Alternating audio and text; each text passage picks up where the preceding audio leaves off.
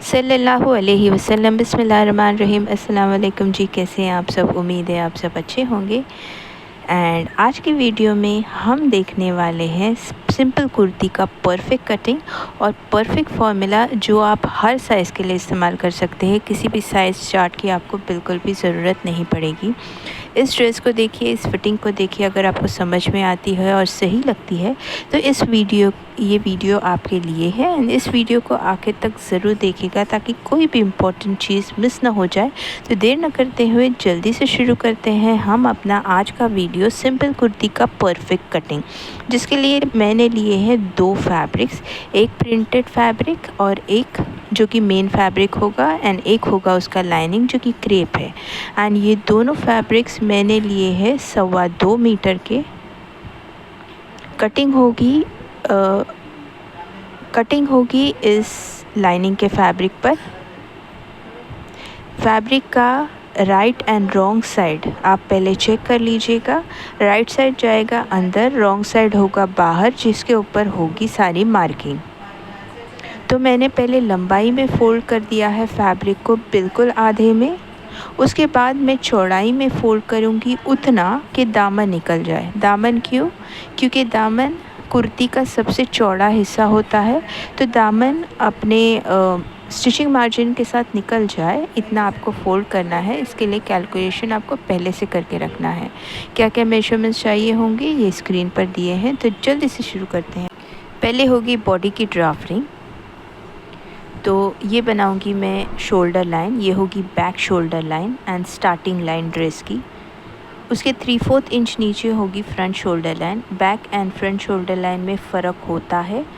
Back shoulder line 3/4 inch ऊपर मैं बनाऊंगी फ्रंट शोल्डर लाइन के। तो बैक शोल्डर लाइन बन गई, उसके नीचे बन गई front shoulder line. Front shoulder line से नीचे जाएंगे हम आर्म होल डेप्थ, जिसका फॉर्मूला है चेस्ट डिवाइडेड बाय 5। फॉर्मूला याद रखिएगा, चेस्ट डिवाइडेड बाय 5। उस पॉइंट पर लाइन बना दीजिए। इसके बाद हम मार्किंग करेंगे शोल्डर की, जो कि है शोल्डर का आधा आपको डालना है प्लस आधे इंच का सीम अलाउंस। हम साथ ही साथ सीम अलाउंस भी ऐड करते जाएंगे। नीचे चेस्ट लाइन पर भी उतना ही आपको डालना है। दोनों पॉइंट्स को आप मिला देंगे।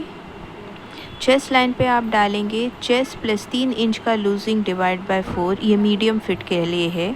चेस्ट प्लस 3 इंच का losing divided by 4 plus 1.5 inch का सीम अलाउंस। चेस्ट लाइन से ऊपर जाएंगे हम 3/4 इंच। एंड बैक शोल्डर और फ्रंट शोल्डर में जितना फ़र्क है उतना ही नीचे हम मार्क करेंगे, जो कि है 3/4 इंच।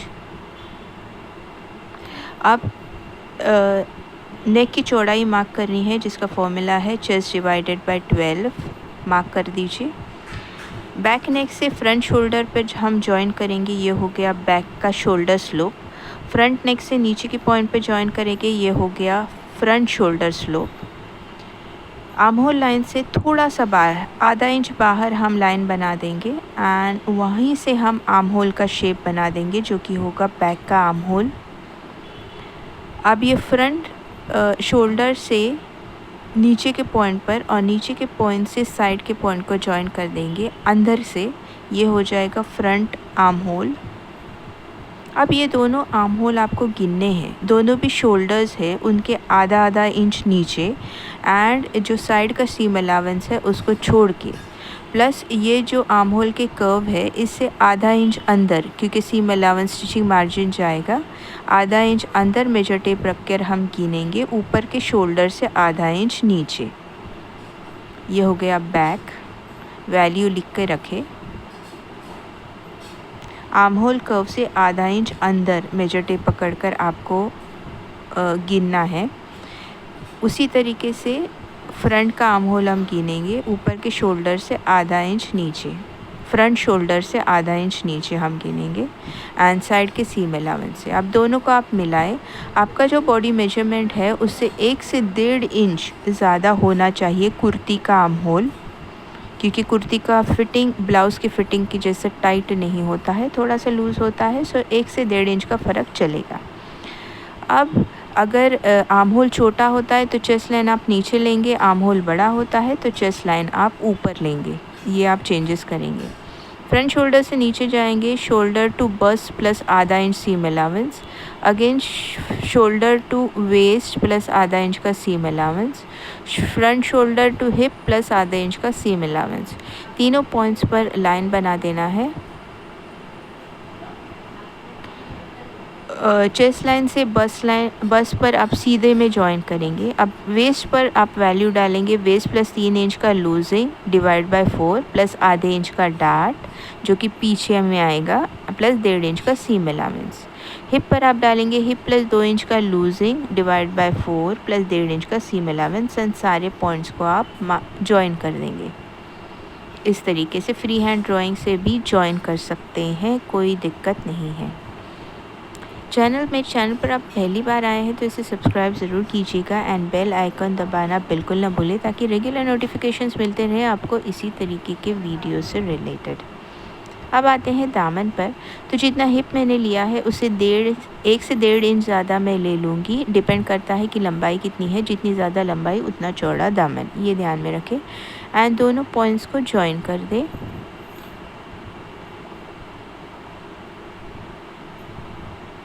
अब दामन लटकना नहीं चाहिए पहनने के बाद, इसके लिए हमें कर्व में बनाना होता है दामन को। तो नीचे से 1 इंच ऊपर हम मार्किंग करेंगे एंड एक कर्व लाइन बना देंगे। उसके लिए आपको एक कर्व स्केल चाहिए होगी। टेलरिंग स्केल में एक हिप कर्व आपको लेनी होती है बेसिक एंड एक लंबी सीधी स्केल। तो ये 2 स्केल्स ज़रूर रखिएगा अपने पास। मैंने क्लियरली बहुत ही आसान तरीके से सारा ड्राफ्टिंग बताया है, नोट डाउन कीजिएगा एंड इसी तरीके से ड्राफ्टिंग कीजिएगा इस तरीके के फ़िट के लिए। अब करते हैं उसके नेक का शेप हमें बनाना है। तो पहले बैक नेक बनाएंगे। बैक शोल्डर से आधा इंच नीचे मेजर टेप पकड़ कर बैक शोल्डर की लंबाई की मार्किंग करूंगी और शेप बना दूंगी। उसी तरीके से फ्रंट शोल्डर से आधा इंच मेजर टेप नीचे पकड़ के फ्रंट शोल्डर की लंबाई, वहाँ से अंदर जाऊंगी मैं 2.5 इंच, वो स्टैंडर्ड है, उतना ही आपको रखना है। पॉइंट्स को ज्वाइन करके एक बॉक्स बना देंगे। इस बॉक्स में आपको जो भी शेप चाहिए फ्रंट नेक का वो आप बना देंगे। राउंड बनाएं, लीफ शेप बनाएं, इस तरीके से डायमंड शेप बनाएं, जो भी शेप बनाए वो आपको चाहे वो बनाएं।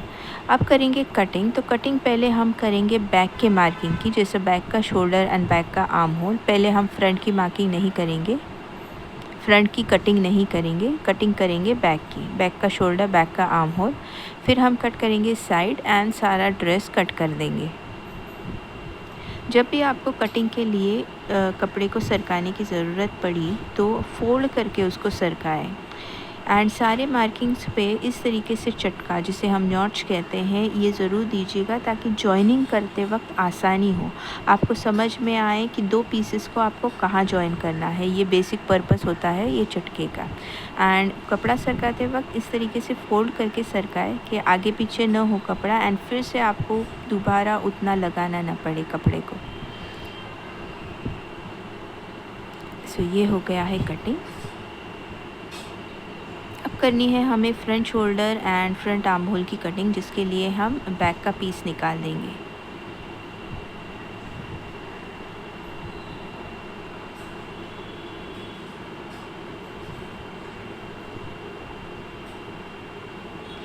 अब बैक का नेक भी मुझे कट करना था जो कि मैं भूल गई थी, तो इसके लिए मैंने बैक पीस फिर से लिया है। उस पर मैं फ्रंट पीस रखूँगी क्योंकि नेक बनाया हुआ है फ्रंट पीस पे, तो दोबारा मैं मार्किंग क्यों करूँ, तो उसी शेप के हिसाब से मैं कट कर लूँगी।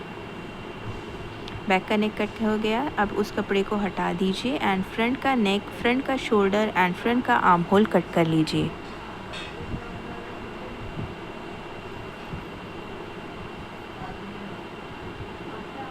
सिंपल था, है ना। ये हो गया कुर्ती का पहला हिस्सा। अब दूसरे हिस्से में हमें बनाना है कुर्ती का डार्ट, जो कि बहुत इम्पोर्टेंस रखता है कुर्ती के फिटिंग में। डार्ट के लिए हमें 3 लाइन लगेगी। पहली लाइन बनेगी चेस्ट के थोड़ा सा नीचे, दूसरी लाइन बनेगी वेस्ट पर एंड तीसरी लाइन बनेगी हिप से थोड़ा सा ऊपर, आधा इंच ऊपर। ये 3 लाइन हमें मिल गए हैं। अब सेंटर लाइन से कितने दूरी पर डार्ट बनेगा, ये आधे हिस्से का मैं फॉर्मूला बता रही हूँ। उसी तरीके से आधे हिस्से की मार्किंग करना है। तो बस डिवाइड बाय 10 प्लस आधा इंच, ये आधे हिस्से की मार्किंग है, उतना ही मार्किंग आपको दूसरे आधे हिस्से में करना है। दोनों पॉइंट्स को मिलाकर एक स्ट्रेट लाइन बना देंगे। अब वेस्ट पर आएंगे एंड लाइन के आधा इंच बाहर मार्किंग करेंगे एंड ऊपर नीचे जॉइन कर देंगे उस पॉइंट को। ये बन गया है डार्ट। आधा डार्ट काफ़ी होता है, सिलने के बाद वो कुछ इस तरीके से पकड़ में आता है। पूरा डार्ट अगर आपको बनाना है तो बना दीजिए, वरना आधा डार्ट काफ़ी है सिलने के लिए। तो ये बन जाता है डार्ट। अब आते हैं हमारे तीसरे हिस्से पर, जो कि हम ड्राफ्ट करेंगे स्लीव्स। स्लीव्स भी बहुत इम्पॉर्टेंट चीज़ है। अब अगर कपड़ा पूरा मिल जाता है स्लीव्स के लिए तो अच्छा है, मगर अगर कपड़ा पूरा नहीं मिलता तो स्लीव्स में हमें जॉइंट लगाना पड़ेगा। ये मैंने लाइनिंग के साथ साथ मेन फैब्रिक को भी कट कर लिया, जो कि मैं बता रही हूँ उसी तरीके से मेन फैब्रिक को भी कट कर लिया। अब मुझे पूरा कपड़ा नहीं मिला, इसीलिए मुझे स्लीव्स में जॉइंट लगाना पड़ेगा। आप भी देख लीजिए, अगर जॉइंट लगाना पड़े तो किस तरीके से लगा सकते हैं। नंबर 1, पहला जॉइंट तो आप लगा सकते हैं सेंटर में। इस तरीके से आप 2 स्लीव्स कट करेंगे 2-2 लेयर्स के साथ एंड सेंटर में जॉइंट कर देंगे। सेंटर में आप जॉइंट लगा देंगे, लेकिन मुझे सेंटर में जॉइंट नहीं लगाना है, मुझे हाथ के पीछे की तरफ जॉइंट लगाना है, जो कि होता है दूसरा ऑप्शन। तो इस तरीके से एक हिस्सा मैं छोटा काटूंगी एंड दूसरा जॉइंट इस तरीके से पीछे की तरफ आएगा। यहाँ पर वो एक्स्ट्रा कपड़ा लगेगा। ओके, तो पहले मैं लंबाई कट कर रही हूँ। ये जो फैब्रिक मैंने लिया है वो 2 फैब्रिक है, 2 लेयर्स है, राइट फेसिंग राइट मैंने रखा है। लंबाई मैंने कट कर दी है। दूसरा फैब्रिक उसके ऊपर मैं रखूँगी इस तरीके से। तो मैं ये चेक कर रही हूँ कि एक ही फैब्रिक में फ़ोल्ड करके बचा हुआ हिस्सा निकलता है या नहीं। तो अगर नहीं निकलता तो मुझे फिर दोनों लेयर्स, दोनों फैब्रिक्स यूज़ करने पड़ेंगे।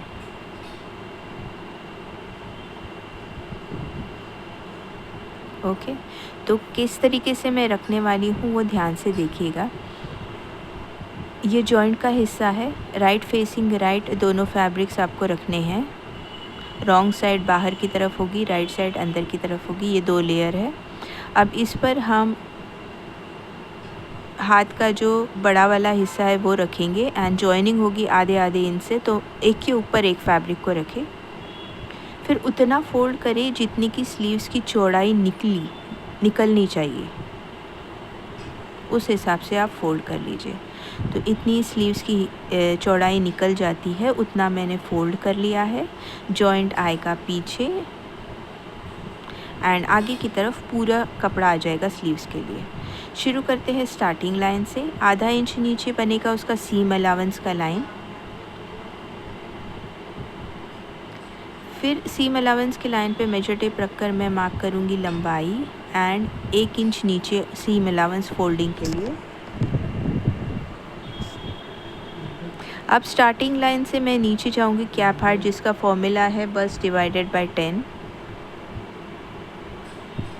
मार्क करें, वहाँ पर एक लाइन बनाएं, जो कि मैंने नहीं बनाई है, आप लाइन बना दीजिए। अब इस पॉइंट से इस पॉइंट तक आपको जाना है आर्म होल का आधा minus half inch. Arm hole आप लेंगे ड्राफ्ट का, बॉडी मेजरमेंट का आर्म होल नहीं लेंगे। कुर्ती का जो आर्म होल है उसका फ्रंट एंड बैक दोनों मिलाकर आर्म होल का आधा माइनस हाफ इंच आप मार्किंग करेंगे एंड 1.5 इंच का सीम अलाउंस। अब इन दोनों पॉइंट्स के बीच में लाइन बना दीजिए। आर्म होल आपको कुर्ती का लेना है जो हमने कट किया है, बॉडी मेजरमेंट का आर्म होल आप नहीं लेंगे। इस लाइन का सेंटर पॉइंट आप बनाएंगे, मिड पॉइंट मार्क करेंगे, मिड पॉइंट से आधा इंच ऊपर जाएंगे। तीनों पॉइंट्स को आपको जॉइन करना है, top point, centre point and ये नीचे का पॉइंट। आप 1.5 इंच का सीम अलाउंस छोड़ के जो पॉइंट है उससे 1.5 इंच अंदर आप आएंगे। अब टॉप पॉइंट, मिडिल पॉइंट और इन पॉइंट्स को जॉइन करके हम बनाएंगे फ्रंट का आर्म होल कर्व। तो दोनों आर्म होल कर्व हमें मिल गए हैं। कट करने के पहले आप चेकआउट कर लें कि आर्म होल बराबर बने हैं या नहीं। तो नॉच पर सीम अलाउंस को रखेंगे एंड चेक करेंगे। बैक के कर्व के साथ आप चेक करेंगे। फ्रंट का जो बॉडी आर्म होल है, बॉडी का जो फ्रंट आर्म होल है उसका स्लीव्स के फ्रंट आर्म होल के साथ आप चेक करेंगे। दोनों बराबर आ जाता है तो आगे बढ़िएगा। एंड स्लीव्स राउंड का यहाँ नीचे की तरफ हम स्लीव्स राउंड का आधा डालेंगे प्लस 1.5 इंच का, 1 या 1.5 इंच का सीम अलाउंस। दोनों पॉइंट्स को आप जॉइन करें एंड जॉइन करने के बाद एंड कटिंग करने के पहले आप अपना बाइसेप ज़रूर चेक कर लीजिएगा बीच में एंड फिर कट कर लीजिएगा। सब कुछ सही है तो उसे कट कर लीजिएगा।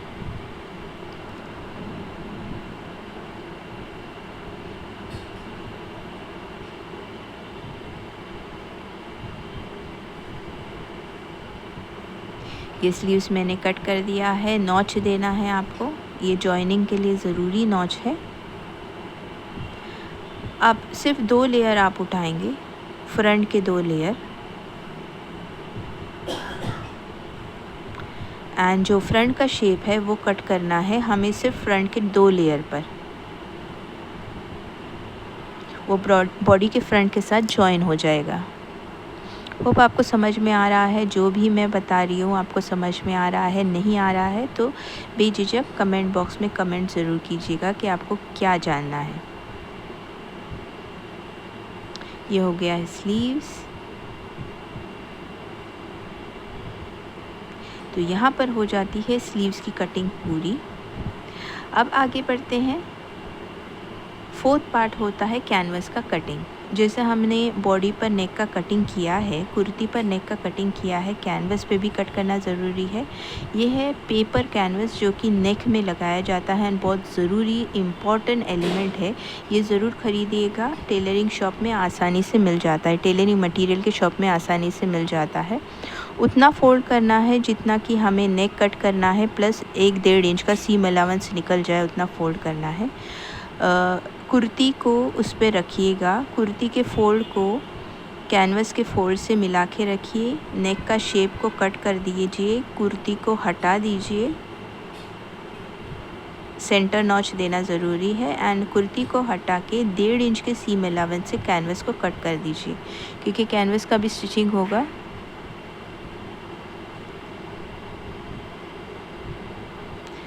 बैक का हो गया है, फ्रंट का उसी तरीके से कट करना है।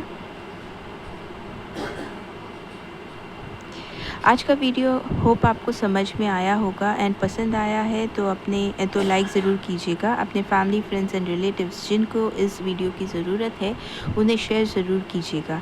मेरे चैनल पर पहली बार आए हैं तो चैनल को सब्सक्राइब ज़रूर कीजिएगा। बेल आइकन दबाना बिल्कुल ना भूलें ताकि आपको रेगुलर नोटिफिकेशंस मिलते रहे हर वीडियो से रिलेटेड। तो यहाँ पर ख़त्म हो जाती है हमारी ये परफेक्ट कुर्ती की कटिंग।